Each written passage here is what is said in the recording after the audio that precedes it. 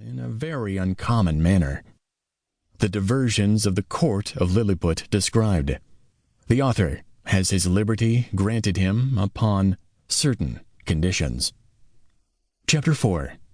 Mildendo, the metropolis of Lilliput, described, together with the emperor's palace. A conversation between the author and a principal secretary concerning the affairs of that empire.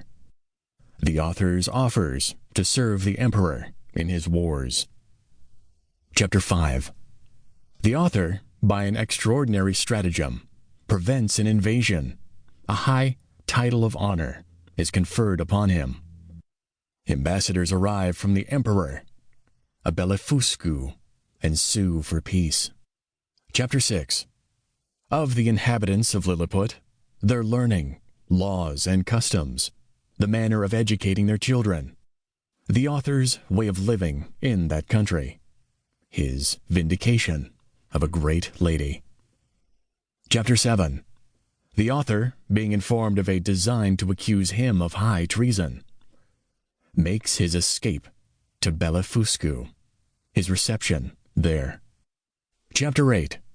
The author, by a lucky accident, finds means to leave Bellifuscu, and after some difficulties returns safe to his native country. A voyage to Brobdingnag. Chapter 1.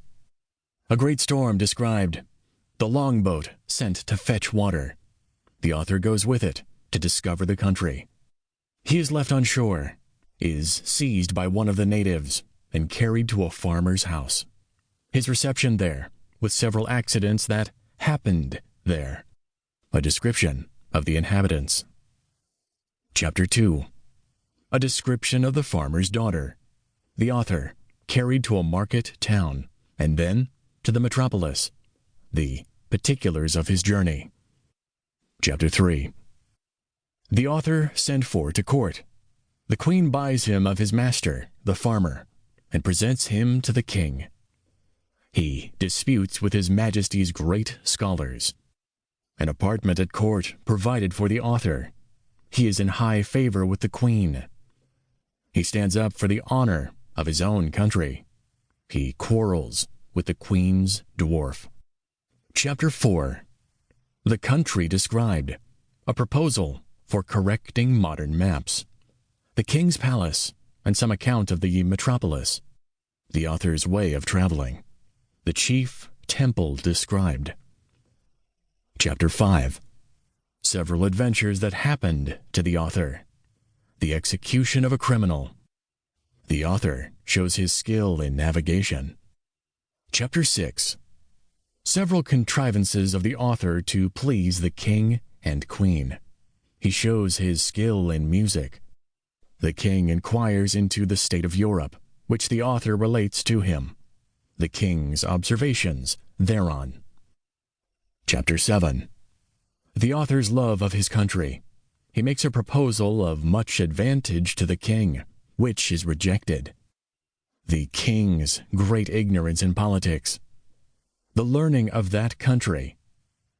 Very imperfect and confined. Their laws and military affairs and in the state. Chapter 8. The king and queen make a progress to the frontiers. The author attends them. The manner in which he leaves the country, very particularly related. He returns to England. The first publisher to the reader.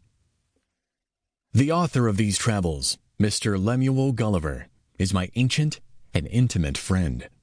There is likewise some relation between us on the mother's side.